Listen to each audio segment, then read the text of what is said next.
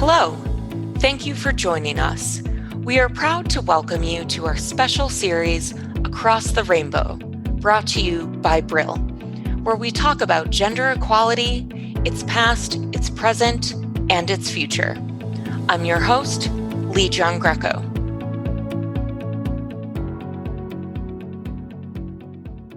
Today we're talking with Ann Towns, Professor of Political Science at University of Gothenburg, and Katarzyna Ijerska, Associate Professor of Political Science at University West. Their article is COVID-19 and Gender, a Necessary Connection in Diplomatic Studies. Welcome. Thank you. So first of all, just a little introduction to your piece here. The point of your recent article was to use COVID to raise questions about the gender dimension in diplomacy. So diplomacy remains fairly male-dominated, but we have seen this rapid rise in the number of women in diplomats in the last 2 decades. Can you tell us a little bit more about those? This is Anne. So in the 19th and early 20th century, women were not allowed to serve as diplomats at all. So they were banned legally from diplomacy. And after that, the bans were lifted. Well, then marriage bans on women diplomats were put in their place. So you had a situation where, whereas male diplomats were expected to marry a woman, and that woman was often expected to carry out crucial but unpaid diplomatic duties to help him, female diplomats, they were not allowed to marry, and they had to carry out this work of a diplomatic wife and the work of a diplomat at once, right? And so these marriage bans on women, they weren't lifted until the 1970s. So it's not really surprising that the number of women in diplomacy remained low throughout the 20th century. But then in the past 20 years or so, the number of women has risen rapidly, as you suggested, right? So in some ministries of foreign affairs, like some of the Scandinavian ones, in Sweden, for instance, where we're at, women are now in the majority. But there really isn't any comparative data on numbers of male and female diplomats. So it's really difficult for us to track these developments over time, and we don't really know. So because of that, GenDip, which is this research program on gender and diplomacy that I run together with Katarzyna and with Birgitta Niklasson, we're putting together a database that looks precisely at this question on gender and diplomacy, but we're focusing on bilateral ambassadors. And of course, the ambassador position is kind of the top or the apex of a diplomatic career, and far from all diplomats are ambassadors, of course, but at least it's a start, we're thinking. And in this database, we tracked the number of women and men ambassadors from 1969 until the present. And we haven't analyzed the data yet, but we can't really say anything specific about the trend, but we'll release that data in our analyses shortly. But what we have analyzed is a small slice of that data, and that's ambassador postings made by the 50 wealthiest countries in 2014. And if we look at that data, we see that 85% of the world's ambassadors were male, okay? 85% men. So that tells you, I think, a little something about the male dominance in diplomacy. And the share of women, of course, is larger at the non-ambassador level, but since there's no cross-national data, I can't really say how much larger. And I think to just kind of conclude on that, like a question that animates a lot of my research now is how this male dominance shapes diplomatic practice. So I think we need to ask, right, in what ways and to what extent might diplomacy be formed by and premised on these particular forms of masculinity that might be in place because it's been so male dominated, right? Because even though women are making inroads, it seems like they have to contend with the male dominance of diplomacy. I mean, the model diplomatic envoy is still in many ways premised on a male diplomat married to a woman who assists him, right? And as Elise Stevenson has shown in her research, women diplomats with wives, they find diplomatic life a lot easier than women diplomats with husbands.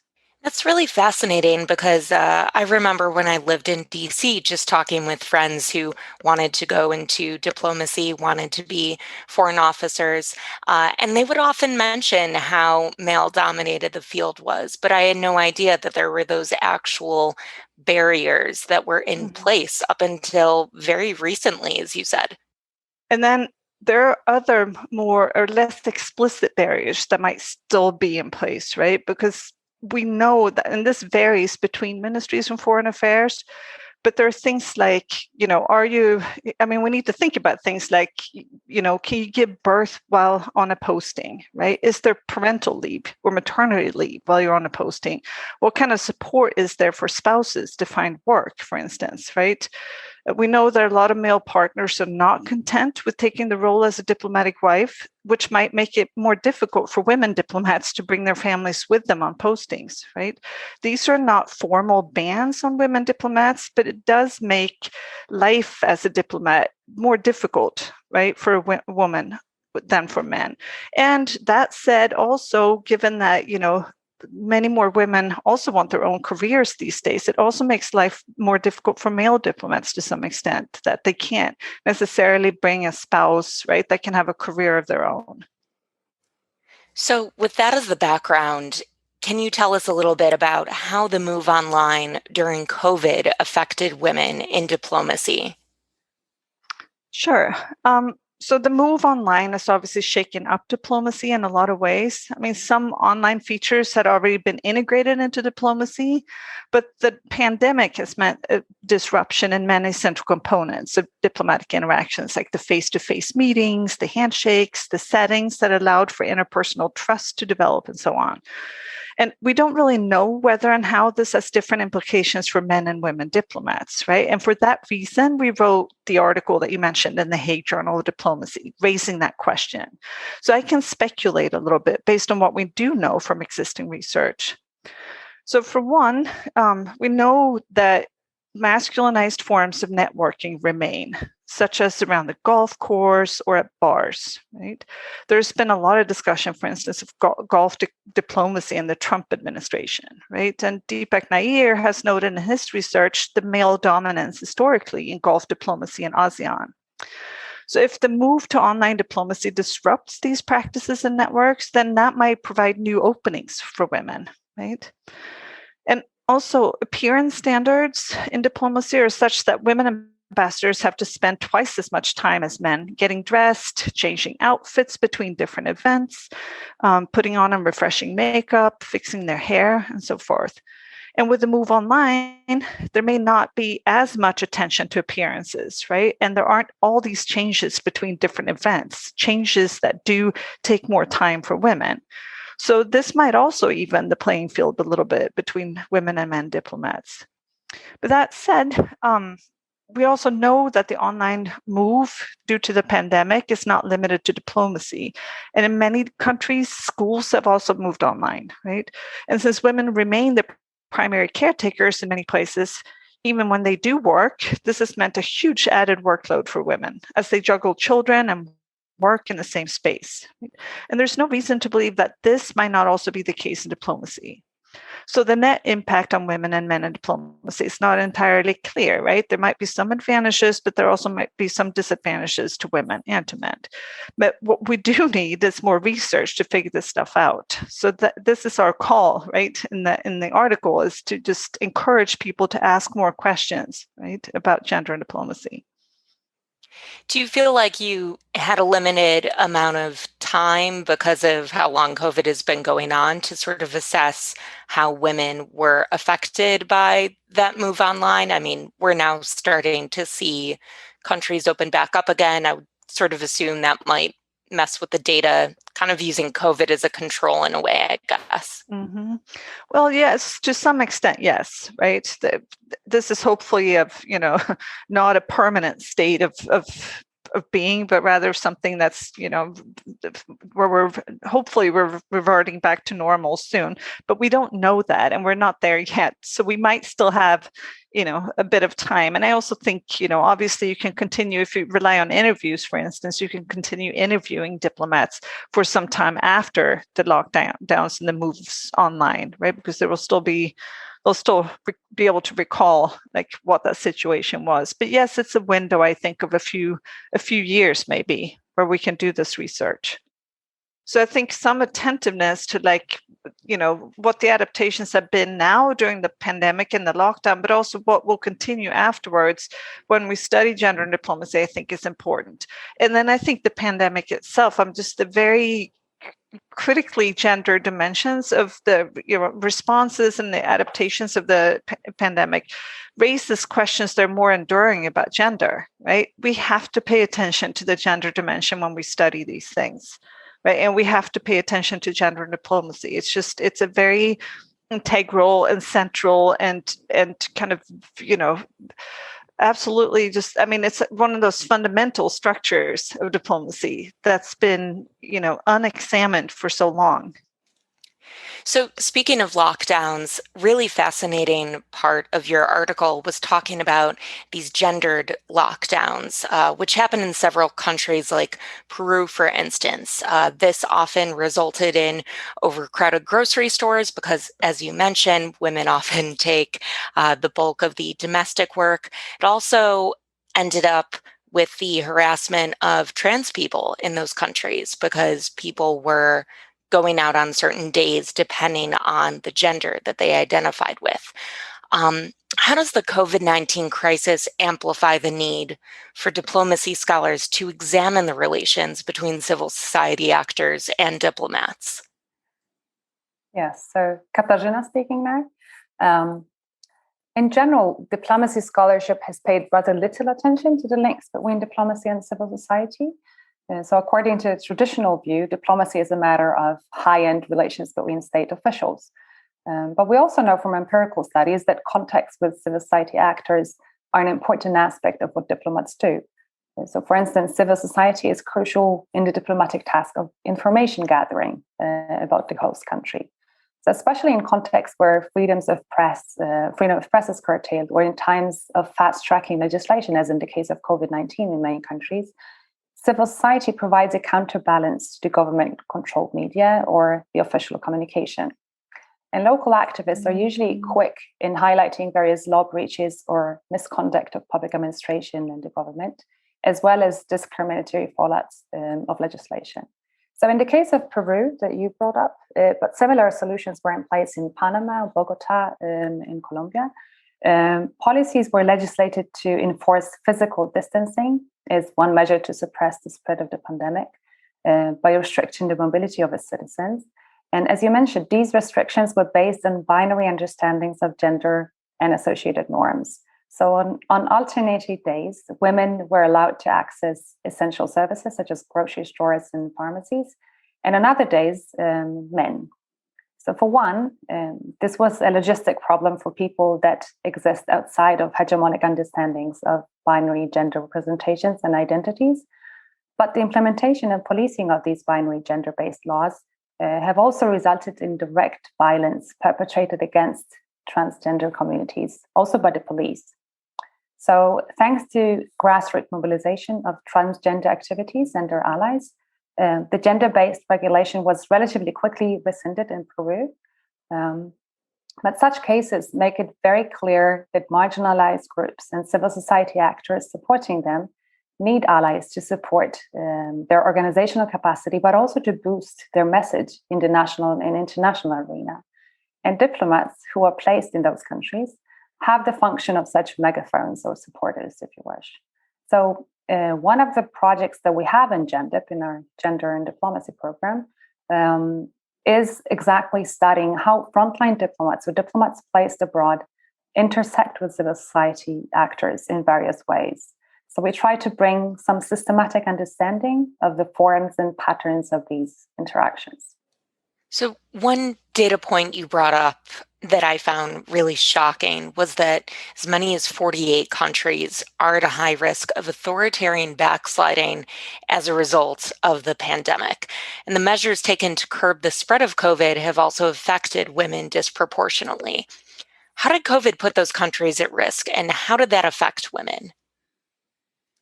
Yes, so authoritarian backsliding, or de-democratization, as it's sometimes called, is indeed a growing. It is growing globally.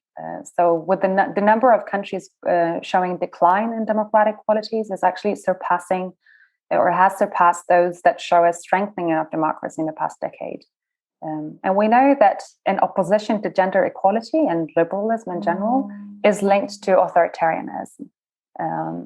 Many of these illiberal regimes implement so-called anti-gender politics at home and abroad. It is politics that openly counter gender equality. And COVID-19 has not made the situation better. Some autocrats have used the pandemic as an excuse to introduce further restrictions on civil rights and liberties. And they were not always related, those restrictions were not always related to measures aiming to contain the pandemic. And the fear is that these restrictions will stay even after the pandemic is under control. So in combating the pandemic, both in democracies and in autocracies, several of the introduced measures disproportionately affected women, right? And many have brought this up already in their publications. So for instance, and these are the things that we also discuss in the paper, the lockdowns and confinements to the home correlate with a spike in intimate partner violence. So the UN estimates point to around 20 to 30%, is an increase of 20 to 30% in intimate partner violence. Then we have unintended or unwanted pregnancies that are on the rise because of restricted access to contraceptives during lockdowns. And because of gender stratification of the labor markets in many countries, women are more at risk as they are overrepresented in the essential worker category. So, for instance, as healthcare workers. And then if we apply an intersectional lens, we can observe that differently situated groups are affected by the corona pandemic and the measures to combat it in various ways. So class, race, sexuality, and gender in various constellations might account for the multiplying effect of burdens. So with these exacerbations of gender and other inequalities highlighted by the pandemic, it is more important than ever that for diplomacy and diplomats to engage with civil society and with women's and other marginalized groups' demands. And the sphere of action of progressive CSOs or civil society organizations is shrinking in authoritarian states in general, and due to the pandemic even more. All allies those groups can have, and diplomats are very important such allies, should come to the front.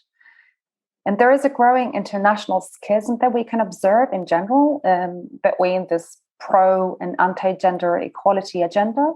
And diplomats are, and this is a fascinating new front of studies, highlighting that diplomats are uniquely equipped to maneuver this line of division. And you mentioned that during the pandemic, there are so many women who are overworked, but in a lot of places, women have also lost jobs disproportionately to men. At least in the US, the unemployment for women has been much higher. And so I wonder how those factors also contribute to either this authoritarian backsliding or just sort of general inequality for women that's been exacerbated by the pandemic. Well, so as you say, the effects go in many different ways. They hit women and other groups. They hit men as well, obviously, in various ways. And it's very hard to say exactly how this contributes to more autocratization, these specific effects. What we know is that authoritarianism, or the turn towards authoritarianism, correlates with anti-gender policies quite often. So women will be either discriminated directly, women's groups will be harassed in various ways, legally and discursively, and so on. So it's not that those specific measures against or combating the pandemic will lead to more authoritarianism. We don't know that exactly, but we know that women are targeted by authoritarian regimes. We know that COVID lockdowns and various COVID measures have hit women in various ways. And we need to study more and understand more about how those dynamics play out. There are two other authors of this article as well, Anne-Catherine Krefft and Birgitte Niklasen. Were there certain insights from them at all that you wanted to include or give some voice to on this podcast? I should probably mention that Birgitta Niklasson she's one of the first people to do work on whether there are women-based or women's networks within diplomacy and whether women network differently than men do. And she suggests that there are indeed ways in which women kind of reach out more to women's organizations, or that they, when they do, make connections in civil society, that they have access to women's spaces that men may not have access to, and so forth. And that's, I raised that a bit already in the interview, but that's an important dimension to keep in mind, right? That even, as we move online, there might still be these kind of gender dynamics in terms of who speaks to whom and who has relationships and access to whom, right? That might be shaped by gender. So Anna Kreft's work, she does work on sexualized violence and conflict and how women politically mobilize in response to that violence. And so she has, raised this issue of kind of how the international community responds to and connects with that mobilization. And I think that's a very important dimension to keep in mind too, and a set of questions someone should ask, right? Like, what is the role of diplomats and diplomacy in meeting kind of women's mobilization, not just in the COVID pandemic and in responding to that, but more broadly to sexualized and gender-based violence against women. Do you feel that because of what we've been through with COVID, that perhaps some of those issues that you mentioned, gender-based violence, for example, will get more attention in diplomacy, that there will be more resources devoted to it because you now have sort of a blueprint from COVID as far as handling things through the consulate, as you mentioned? Yes, I actually do feel a little bit optimistic about that. That I do think that there's more attentiveness. And I know that there are embassies and there are diplomats, they're working on kind of a restart of starting over and starting in the right place after the COVID epidemic, because it is so clear, right, that how the pandemic is played out, who it affects and the responses is just permeated by inequality. Right? It does not affect people equally or in similar ways, right? And gender is, of course, just one of many relations of inequalities. It's obviously not the only one, right? But it is one of them. And it has become clear, I think, to lots of people that just how gendered the pandemic is. So I do think that with that, and then with the increasing attention to gender issues and feminist issues with the declarations of feminist foreign policies, the kind of convergence of those two issues, I do think it, imply or suggest that there might be even more attention to this after the worst parts of the pandemic have played out. There is more and more evidence that, as we discussed, the authoritarianism and the trend in the world is paired with anti-gender policies.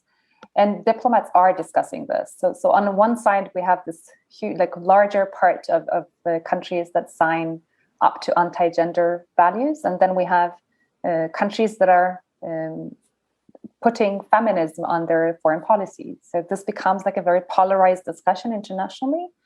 And diplomats both represent both ends or both poles, but also have to negotiate that. So I definitely think that the gender issues will be more and more on the agenda in international discussions. I agree. That's Katarzyna Erzierska. She's an associate professor of political science at University West, and Ann Towns, professor of political science at the University of Gothenburg.